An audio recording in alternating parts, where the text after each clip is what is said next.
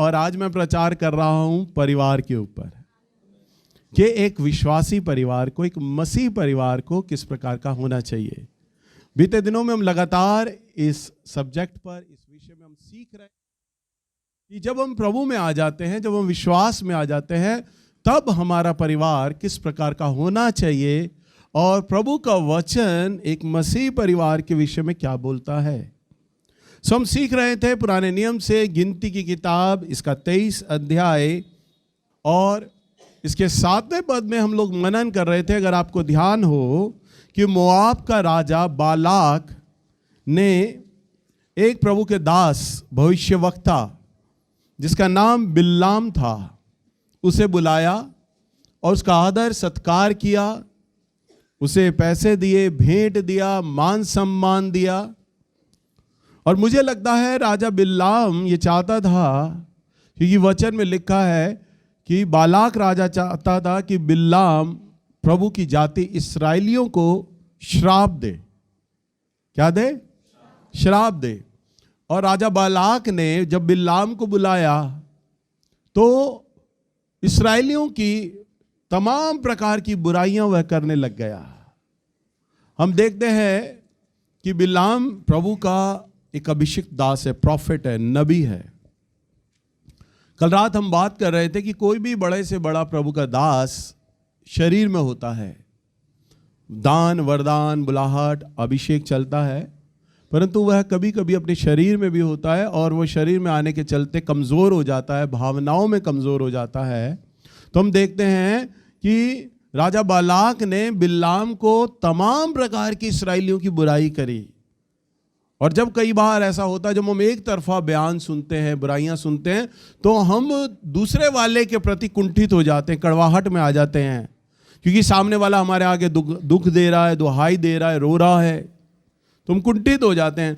और बालाक यही चाहता था कि मैं एक तरफा बयान दूं और मैं बोलूं इस्राएली लोगों के लिए मैं ना जाने क्या क्या योजनाएं बनाता हूं, और मुझे ये बड़ा दुख है कि ये परमेश्वर का चुना हुआ कौम है, परंतु ये उन योजनाओं पर चलते नहीं हैं, ये कर समय पर नहीं देते, ये नियम समय पर नहीं मानते हैं, कुछ नहीं मानते हैं। और प्रभु कैसे इस जाति को रख सकता होगा? प्रभु का आत्मा बड़ा खेदित होता होगा और प्रभु शायद इन्हें श्राप भी दे देगा।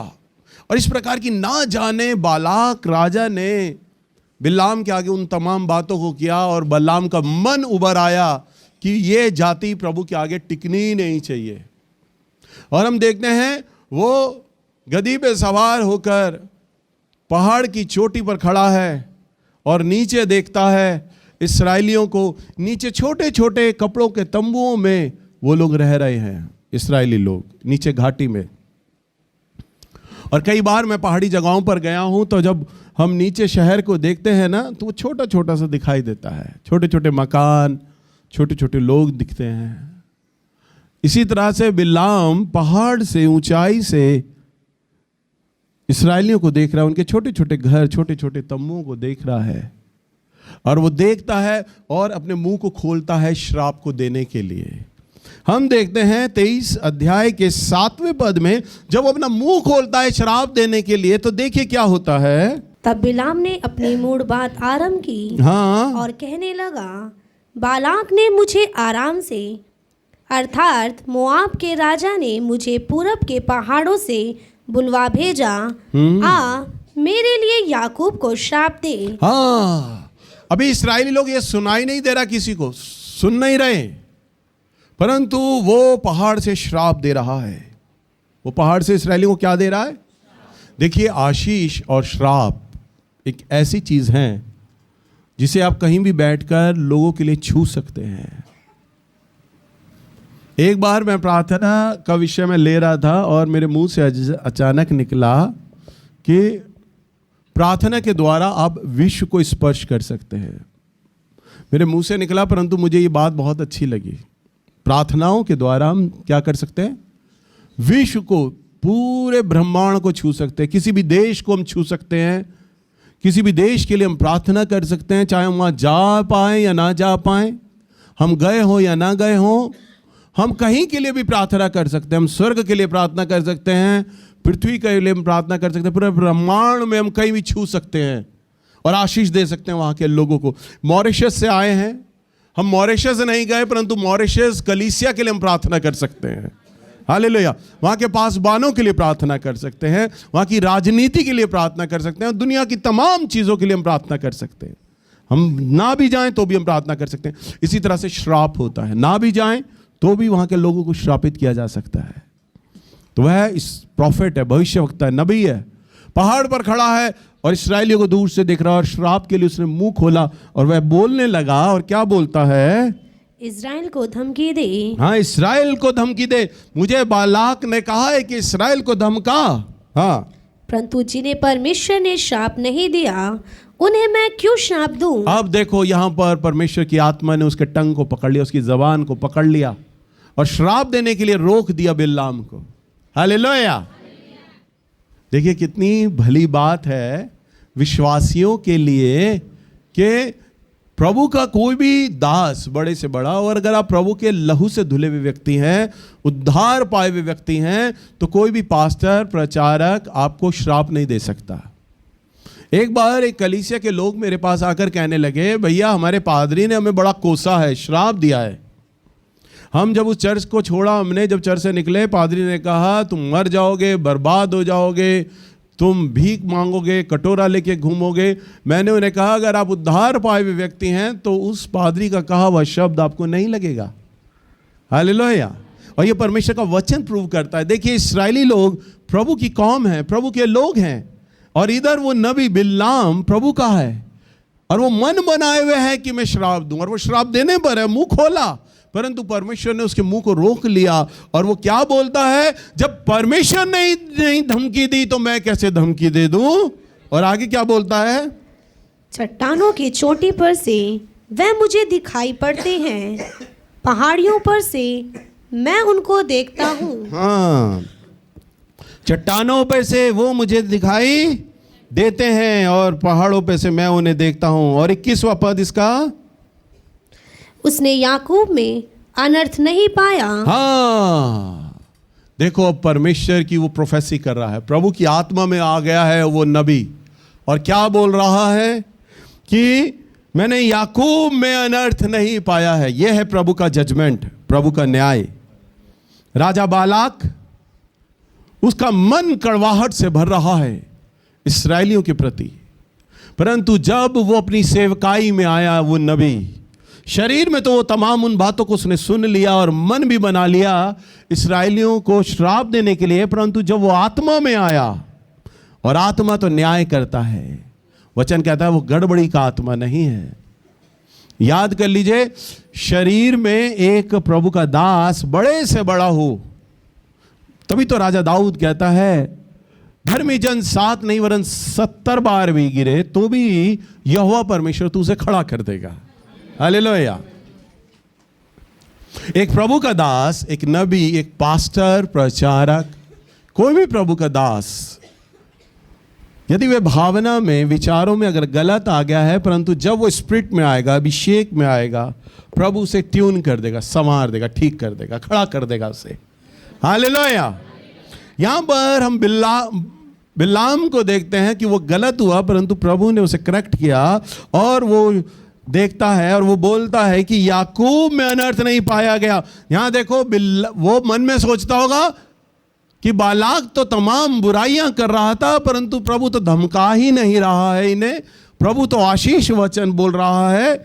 और 21वें पद में कहता है याकूब में, इसमें अनर्थ ही नहीं पाया, कोई कमी नहीं पाई प्रभु ने, कोई गलती नहीं पाई इस्राएलियों में। और क्या कहता है? और ना इस्राएल में अन्याय देखा है, और ना ही इस्राएल में अन्याय देखा।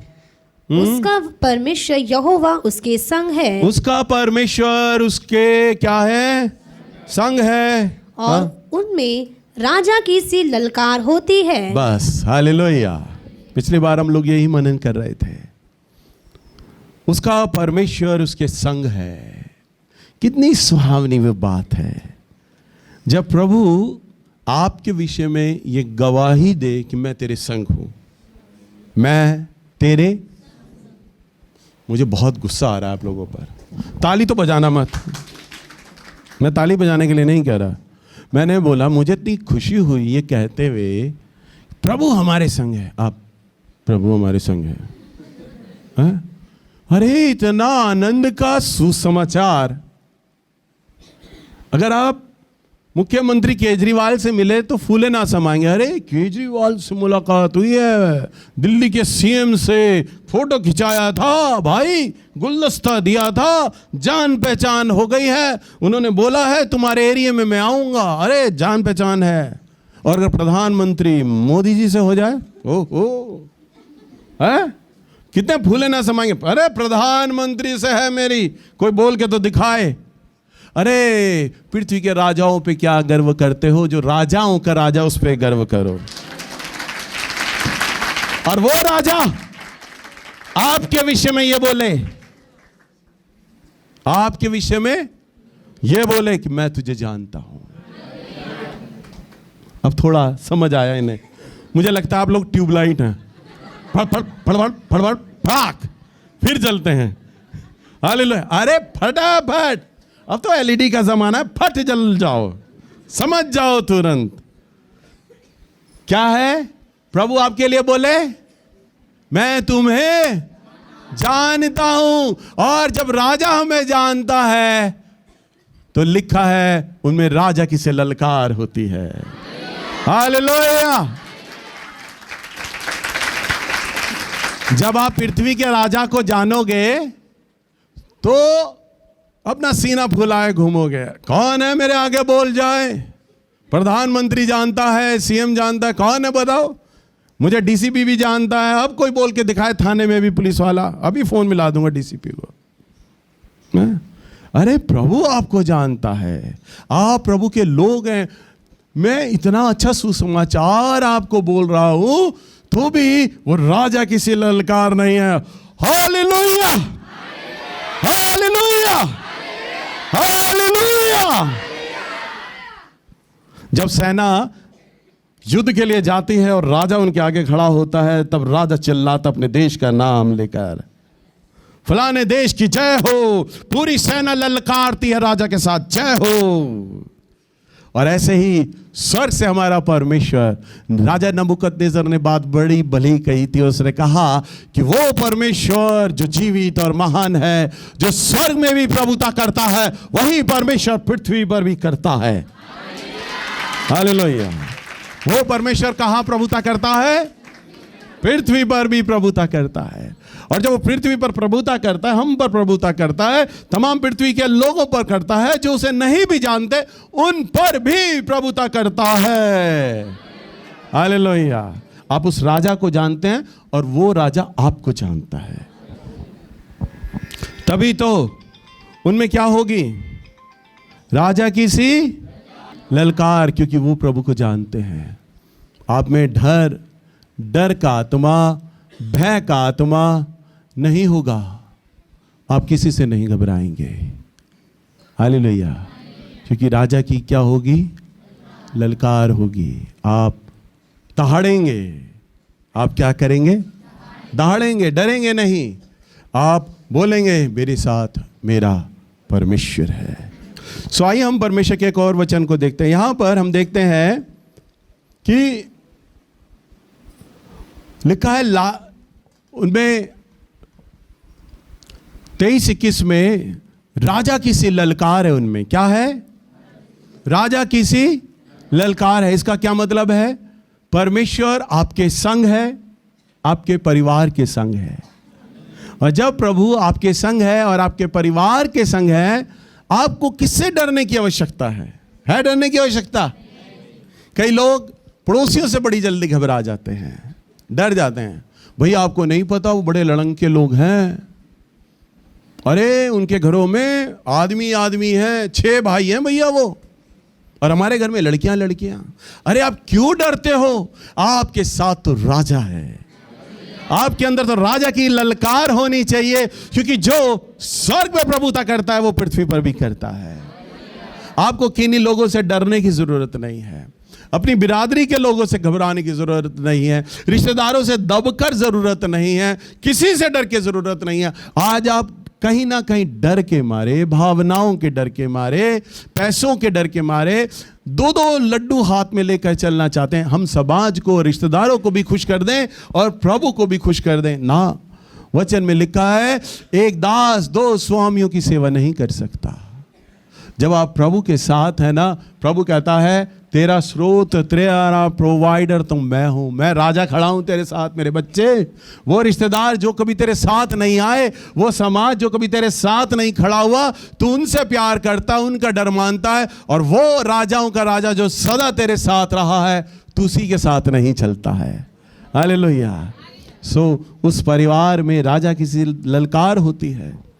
और ऐसे परिवार के अंदर पारिवारिक प्रार्थना का होना आवश्यक है। जब आप प्रार्थना करते हैं तो आपके प्रार्थना में ये शब्द होने चाहिए कि मेरे परिवार के मुखिया प्रभु आप हो। हमारे घर में जब पारिवारिक प्रार्थना होती है, उस पारिवारिक प्रार्थना में मेरे कई बार ये शब्द होते हैं, प्रभु पहचान पत्र में तो केवल मेरा नाम है लिखा मुखिया नेल्स बेंजामिन, परंतु नहीं, मेरे मुखिया तो आप हैं, मेरे परिवार के मुखिया तो आप हैं। और जब आप ऐसी प्रार्थना करते हैं तो आपका जीवन साथी आपके संग हो लेगा, आपके बच्चे आपके संग हो लेंगे।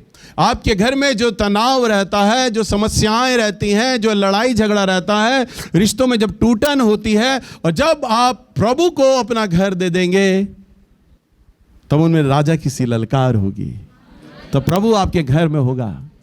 जो लगातार घर में तनाव रहते हैं ना, झगड़े रहते हैं, और घर का माहौल हमेशा सहारा रेगिस्तान की तरह गर्म रहता है।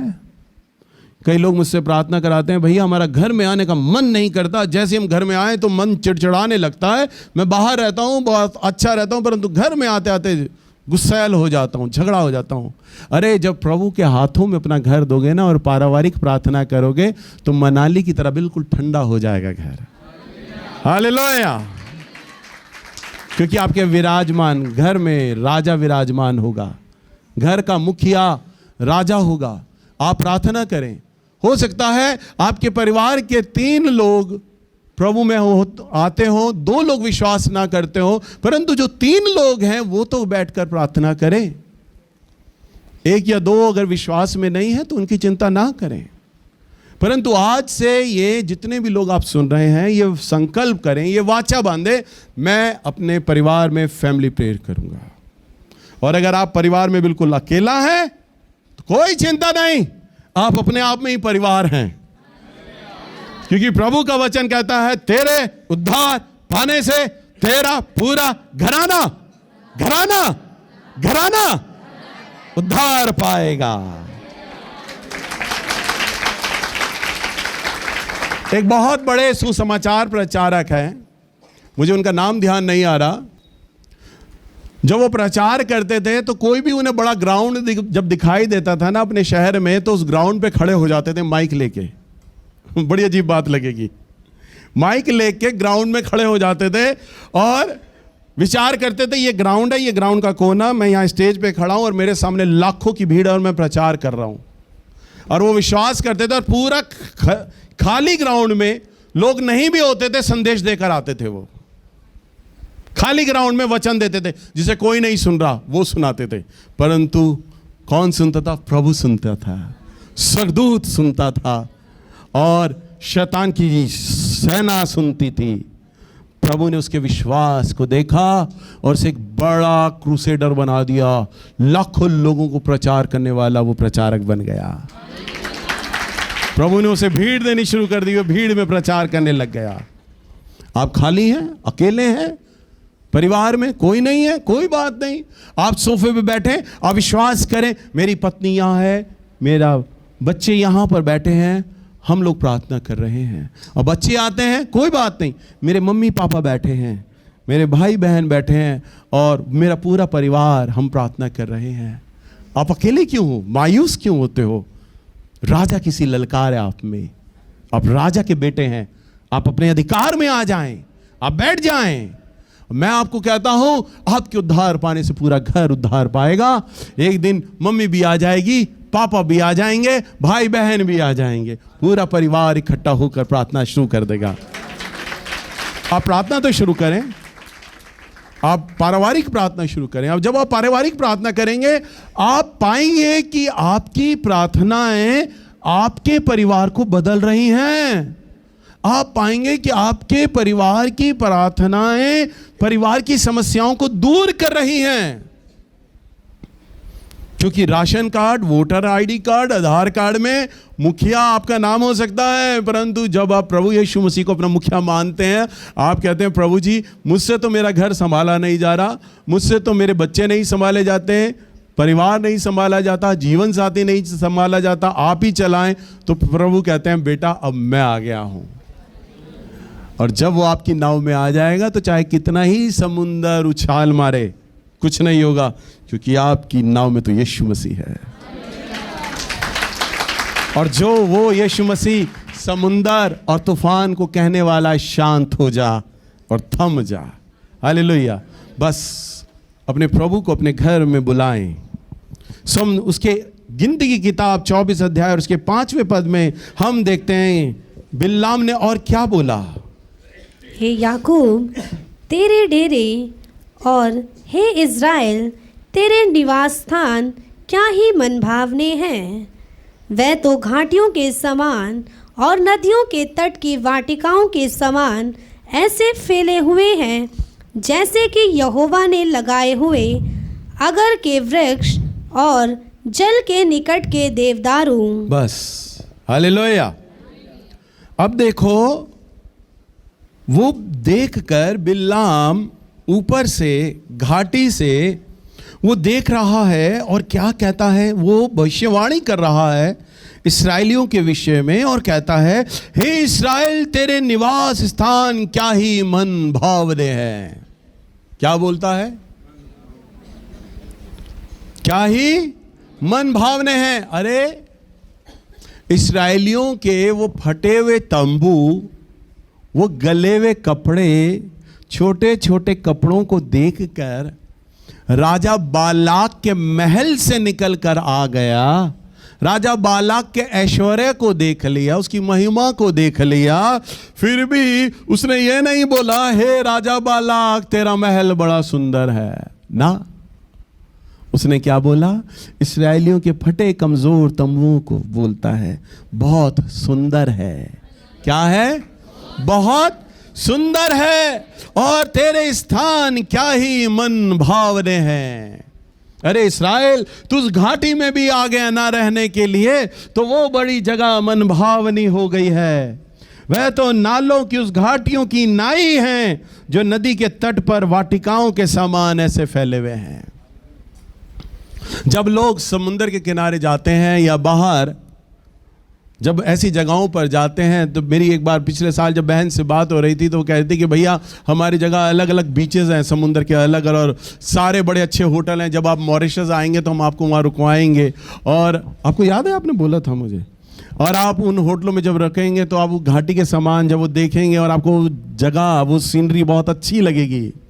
जब लोग गोवा जाते हैं तो ऐसे होटल्स को ढूंढते हैं जो किनारे पर हों, बीच पर हों, जहां से खिड़की दरवाजों से समुद्र के तट को देखा जा सके, क्योंकि मालूम है वहां बड़ी शांति होती है, ट्रैफिक नहीं होता, शोर शराबा नहीं होता, चारों तरफ सन्नाटा, शांति, पॉल्यूशन नहीं होता, और वो जगह बड़ी सुहावनी लगती है। पहाड़, पेड़, कुदरत का नज़ारा एक अलग ही होता है। समुंदर आता है बड़ा शांत, और बड़े शांत होकर किनारे पे उछाल मारता है, लहरें आके चट्टानों से टकराती हैं। वो दृश्य मानो बड़ा ही अच्छा लगता है, और हर एक व्यक्ति उस जगह का आनंद करना चाहता है। बिल्लाम भविष्यवाणी करते वक्त खो गया उसी दृश्य में, और क्या कहता है? वे तो नीचे घाटी में है, समुंदर कहीं दूर तक नहीं, देवदारू के पेड़ दूर तक नहीं, परंतु वो प्रभु में होकर, स्पिरिट में होकर उस दृश्य को देख रहा है और कहता है तू ऐसे रह रहा है, तेरा निवास स्थान ऐसा है कि वे बहते नालों की घाटियों की नाई और नदी के तट की वाटिकाओं के समान है। तू बड़े अच्छे भवन में, बड़े अच्छे बगीचे में रह रहा है। हालेलुया। उसने राजा बालाक के विषय में बातें नहीं करी, परंतु वो इस्राएलियों के विषय में वो बात बोलता है और कहता है नदी के तट की वाटिकाओं के समान ऐसे फैले हुए। अरे तुम्हारे मैं तम्बुओं को देख रहा हूं ना, घाटियों में दूर दूर तक, तो ये तो ऐसे लग रही है जैसे समुंदर के तट पर सजाई गई हूं। बड़ा सुंदर दृश्य है, बड़ा अच्छा है, नजर मेरी हट ही नहीं रही है, इतने अच्छे सुंदर। कई बार आप पहाड़ों पे जब जाते हैं, कुदरत के नज़ारों को देखते हैं, आप खो जाते हैं, आपका सेल्फी लेने का मन करता है, कैमरे से उस जगह को कैप्चर करने का मन करता है, हम मोबाइल में उस घाटी को कैद कर लें, लोगों को दिखाएंगे हम इस जगह पर थे, इतनी सुंदर जगह पर थे। बिलाम का भी मानो ऐसा ही मन हो गया। उसने अपनी आंखों के कैमरे से मन के मेमोरी कार्ड में उस दृश्य को कैप्चर कर लिया। हालेलुया, उस दृश्य को भूल ही नहीं रहा है। और कहता है जैसे कि यहोवा के लगाए हुए, किसी माली किसी मनुष्य के नहीं, वरन यहोवा के लगाए हुए अगर के वृक्ष और जल के निकट के देवदारू हैं। यानी आपका घर, अगर आप जब प्रभु में हैं, एक मसीह घर इतना सुंदर हो जाता है कि तमाम रिश्तेदार पड़ोसी आकर कहते हैं जो सुंदरता, जो खूबसूरती, जो शांति तुम्हारे घर आकर मिलती है वो कहीं भी नहीं होती है। हालेलुया, ये लोगों के मुंह से निकलना चाहिए। आपका घर, मैं ये नहीं कह रहा बहुत आलीशान फर्नीचर से बना हो, महंगे महंगे सामानों से बना हो, ना, वहां पर बिलाम महंगा सामान कुछ नहीं देख रहा। इस्राएली लोग तो मामूली तंबुओं में रह रहे हैं, पर वो कहता है इतना सुंदर जगह है कि उसने महल को भी तुच्छ मान लिया बालाक राजा के। अरे अगर यहोवा परमेश्वर आपके घर में आकर जब रहेगा ना, तो पड़ोसी आकर कहेंगे हमारे घर में वो सुकून नहीं है, जब तुम्हारे घर में आओ ना बड़ी शांति मिलती है। क्या है तुम्हारे घर में? मन ही मन में वो सोचने में मजबूर हो जाएंगे, इनसे अच्छा फर्नीचर तो हमारे घर में है, इनके घर में तो मामूली सफेदी है, हमारे घर में तो बहुत अच्छा पेंट है, इनके घर में तो टीवी नहीं है, हमारे घर में तो बड़ा टीवी है, हर सुख साधन की चीजें हैं, पर हमारे मन को शांति कोई दे जाए ऐसी चीज नहीं है। इनके घर में ऐसी क्या है कि मन की शांति मिल जाती है? हमें वो खूबसूरती क्यों दिखाई देती है जो खूबसूरत ना होने पर भी इनका घर बड़ा खूबसूरत होता है? हमें ऐसा क्यों लगता है हमारे घर से कहीं ज्यादा घर इनका खूबसूरत है? ये होनी चाहिए गवाही। जब रिश्तेदार आए, पड़ोसी आए, वो ये बोलेंगे, हमारा ना दिखने वाला परमेश्वर उन्हें दिखाई देगा, आपके घर में दिखाई देगा, तभी तो उनके मुंह से गवाही निकलेगी। क्या है तुम्हारे घर में वो शांति, वो आनंद जिसका हम खोजते हैं, हम ढूंढते हैं, मिलता नहीं है, तुम्हारे घर में क्यों मिल जाता है? तुम्हारा घर बड़ा सुंदर है। आप कहेंगे हमारे घर में तो ऐसी कोई चीज नहीं है जो सुंदर वाली हो, परंतु वो कहेंगे नहीं है, कुछ है, बड़ा सुकून मिलता है, बहुत तसल्ली मिलती है, बहुत आनंद मिलता है, और लोग आकर आपके पास बैठना चाहेंगे, विश्राम पाना चाहेंगे। प्रभु ने यशाया 60 में बोला है कि देख जाति जाति पे तो घोर अंधियारा है, परंतु तुझ पे तेरे पास प्रकाश है, और लोग तेरे पास आएंगे उस प्रकाश को ढूंढते हुए। निकालो बेटा यशाया 60। उठ प्रकाशमान हो, क्योंकि तेरा प्रकाश आ गया है। हाँ, क्या बोल रहा है प्रभु? उठ प्रकाशमान हो। ये हो रहे हैं प्रकाशमान। अरे आपने एक चीज कभी नोट करी? मैं जब बाइबल का वर्ड बोल रहा हूं तो प्रचार करता हूं तो मेरी आवाज ऑटोमेटिकली लाउड होती है ना? यहोवा यूं कहता है, बोलता हूं ना मैं अचानक, तो आपको चमकाने के लिए नहीं बोलता। पता है, दो अवस्था में आदमी गुस्से पे आ जाता है, या तो बहुत गुस्से में या बहुत खुशी में, और वचन मुझे आनंद देता है। जब मैंने प्रभु की प्रशंसा करता हूं ना तो मैं आनंद से भर जाता हूं, मेरी आवाज अपने आप ऑटोमेटिकल तेज हो जाती है वचन में, और आपकी आवाज मध्यम हो जाती है। प्रभु का वचन कहता है प्रकाशमान हो, यहोवा का तेज आ गया है। हालेलुया। देखो मेरे तो हालेलुया में भी आवाज है, मेरे राजा की सी ललकार। और यहोवा का तेज तेरे ऊपर उदय हुआ है। देख पृथ्वी पर तो अंधियारा। देख, अरे ये वचन नहीं पढ़ रहे, ये आपके लिए बोला जा रहा है। भाई जॉय आपके लिए, बहन साधना आपके लिए, जॉय की अर्धांगिनी आपके लिए, और काजल तेरे लिए, और मेरी बहन मोनिका तेरे लिए, और मेरे जीजा जी तेरे लिए भी। हालेलुया। हर एक आदमी ये कहे ये मेरे लिए बोला जा रहा है, मेरा परमेश्वर। हाँ, और ये कि मेरे लिए बोला जा रहा है, और प्रभु आपके लिए कह रहा है, और ये मेरे लिए भी बोल रहा है। देख नेल्स, पृथ्वी पर तो अंधियारा है, और राजा राजा के लोगों पर घोर अंधकार छाया हुआ है। और फिर परंतु तेरे ऊपर यहोवा उदय होगा। यहोवा उदय होगा।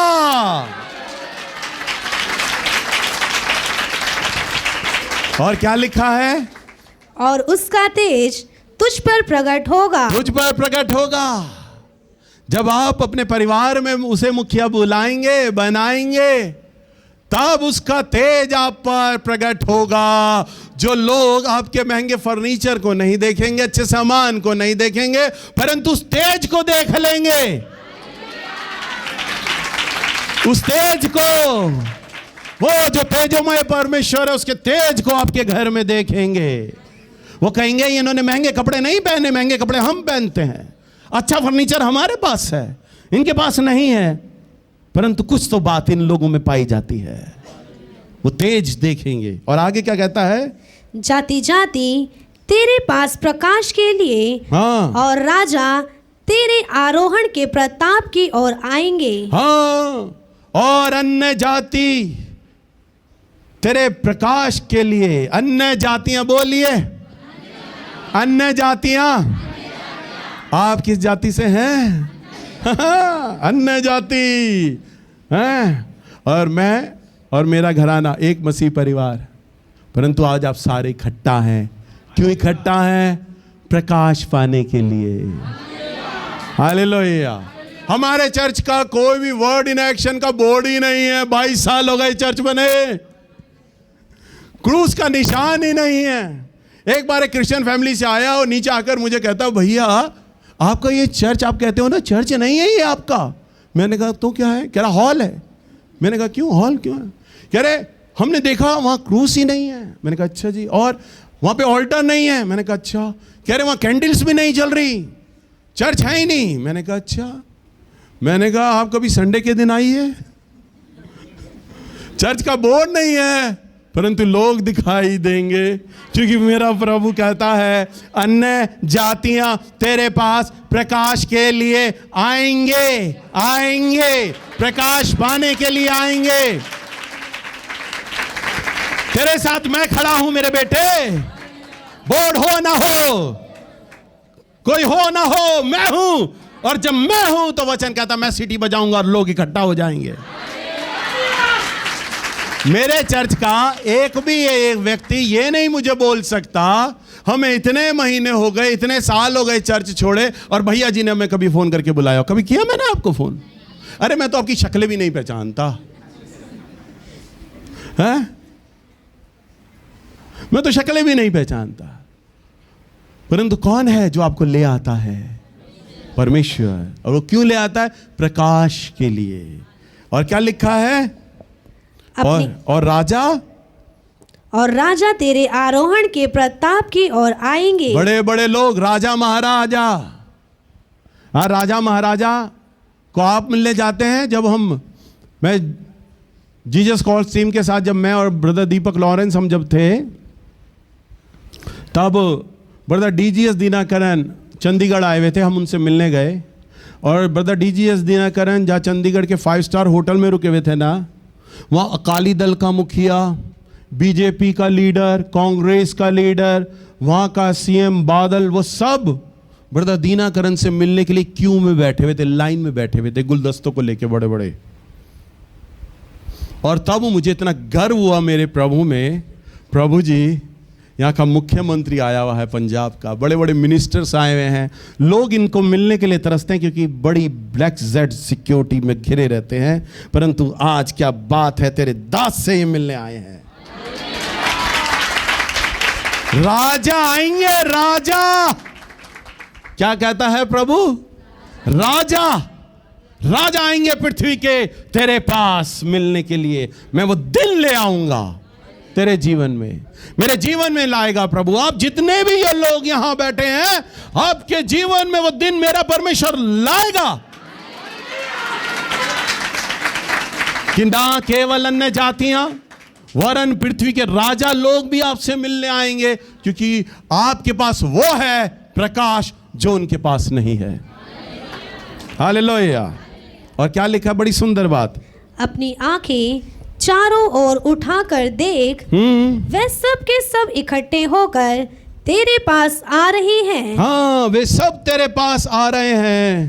तेरे पुत्र दूर से आ रहे हैं, हाँ। और तेरी पुत्रियां हाथों हाथ पहुंचाई जा रही हैं। बस, तेरे पुत्र दूर से आ रहे हैं, तेरी पुत्रियां हाथों हाथ पहुंचाई जा रही हैं। प्रभु का वचन कहता है, मैं तुम्हारे बेटे बेटियों का ब्याह समय पर कर दूंगा, समय आने से पहले पहले मैं उन्हें निपटा दूंगा, उनका शादी ब्याह हो जाएगा। हालेलुया। अभी बीते दिन संजय से मैं बोल रहा था 4 दिन पहले, बेटा हमारे चर्च में कोई भी लड़का या लड़की ऐसी नहीं है जिसकी बहुत बड़ी उम्र निकल गई और शादी ना हुई हो। हमारी चर्च की तमाम लड़कियां जब शादी की उम्र पर आती हैं, तमाम लड़के शादी की उम्र पर आते हैं ना, उनका लगन हो ही जाता है। हालेलुया। हाथों हाथ पहुंचाई जा रही है।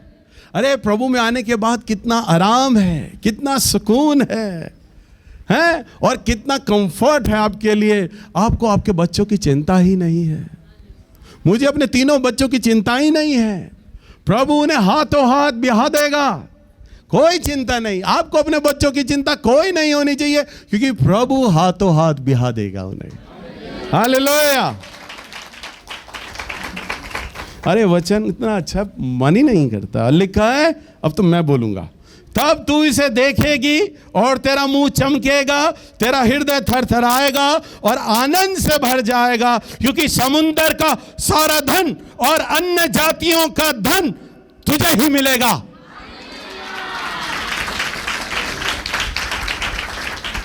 समुंदर का धन और अन्य जातियों का धन तुझे ही मिलेगा। बताओ, कमाते आप हो, खाता मैं हूं। हालेलुया। कमाते आप हो, खाते मेरे प्रचारक लोग हैं। समुंदर का सारा धन दे दूंगा मैं तुझे, अन्य जातियों का धन मैं तुझे दे दूंगा। अभी बीते कुछ 1 हफ्ता पहले मैं संजय से बात कर रहा, मैंने कहा संजय बेटा विचार कर, तुम लोगों का ही तो दशमांश आता है मुझे। उसने कहा हाँ भैया आपका दशमांश आता है। मैंने कहा और कहाँ से मुझे पैसा आता है? परंतु मेरा प्रभु ना जाने मुझे कहाँ से दे देते हैं पैसे। अब मेरा बैंक स्टेटमेंट आप चेक करिए, हर पहली तारीख से पहले पहले लगभग मुझे 1 लाख रुपए अपने बैंक में डाल देना होता है, क्योंकि किस्तें कट कट कट कट करके निकलती हैं। लगभग 15-6 किस्तें हैं और वो 15-15, 18-18 हज़ार की किस्तें हैं। पूरा 1 लाख रुपए मेरा 10 तारीख तक सफा चट हो जाता है, और इनका दशमांश 1 लाख रुपए से कहीं कम होता है। प्रभु कहां से दे देता है मुझे पैसा, मुझे भी नहीं समझ आता। हालेलुया। और थोड़ा होते होते होते होते होते फिर प्रभु मुझे और पैसा दे देता है। मैं महीने भर में खत्म होने से पहले पहले और अपने बैंक में पैसा डालता हूं। कहां से आता है मुझे नहीं मालूम, परंतु मेरा परमेश्वर प्रोवाइडर है। अन्य जातियों का धन तुझे मिलेगा। और ये सिर्फ प्रचारक पास्टरों के लिए नहीं बोला आपका, भैया आप तो पास्टर है ना, दशमांश आपको मिल जाता। हमें कौन देगा दशमांश, हम तो कमाते हैं। अरे मेरा प्रभु सिर्फ पास्टर प्रचारकों के लिए नहीं बोल रहा, वो आपके लिए भी बोल रहा है। हालेलुया। प्रभु आपको ऐसे अनगिनत सोर्स से पैसा दे देगा जहां आपको दूर तक उम्मीद नहीं है। ऐसी ऐसी जगहों से पैसा दे देगा जहाँ दूर तक उम्मीद नहीं है। तभी तो उसका वचन कहता है जहाँ से वो बोता नहीं है वहाँ से वो काट लेता है। जहाँ आपने मेहनत नहीं करी होगी, जहाँ आपने कुछ भी बोया नहीं होगा, जहाँ आपको कुछ उम्मीद नहीं होगी, वहाँ से मेरा परमेश्वर आपको धन दे देगा। हालेलुया। सो राजा बालाक ने, मुझे लगता है, बिलाम को भेजकर सबसे बड़ी गलती कर दी।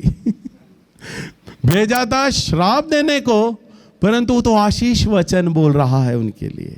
हालेलुया। और उनका स्थान बड़ा सुंदर है और बहुत अच्छा वहाँ विश्राम मिलता है, क्योंकि राजा लोग, अन्य जाति लोग आपके पास आएंगे। वचन में लिखा है वो आपके घरों में आएंगे, आपके संग अपना रिश्ता जोड़ना चाहेंगे, आपके चर्च बैठना चाहेंगे, आपकी संगति करना चाहेंगे, क्योंकि वो ये देख लेंगे इनके साथ राजा है। इनके साथ कौन है? राजा रहता है। भाई राजा इस परिवार के साथ। हालेलुया। सो आपको आनंदित होना है कि राजा है मेरे साथ। और आप जब पृथ्वी का सारा धन, समुंदर का सारा धन, बोलो समुंदर का सारा धन, कितना होगा समुंदर में धन भाई? छोटे बच्चों की तरह बोलो, इतना सारा। हालेलुया। बहुत सारा, अनगिनत, जिसे गिना नहीं जा सकता। प्रभु उपमा दे रहा है, वैसा धन मैं तुम्हें दे दूंगा। और जब वो ऐसा धन देगा तो आप गरीब रह पाओगे? रह पाओगे? नहीं। हालेलुया। इसलिए मैं कई बार आपसे कहता हूं, अगर आप प्रभु में ईमानदारी में बने हुए हैं, आप गरीब आओगे तो सही, परंतु गरीब बने नहीं रहोगे, क्योंकि अन्य जातियां कमाएंगी और धन वो आपको मिलेगा। अभी तो ये होता है, कमेटी आप लगाते हो, औरत भाग जाती है रातों रात। नुकसान हो जाता है आपको, अचानक लाखों का झटका लग जाता है, परंतु नहीं, ऐसा नहीं होगा। आपका पैसा नहीं जाएगा। प्रभु ऐसा पैसा देगा जिसके लिए आपने कोई मेहनत नहीं करी थी। हालेलुया।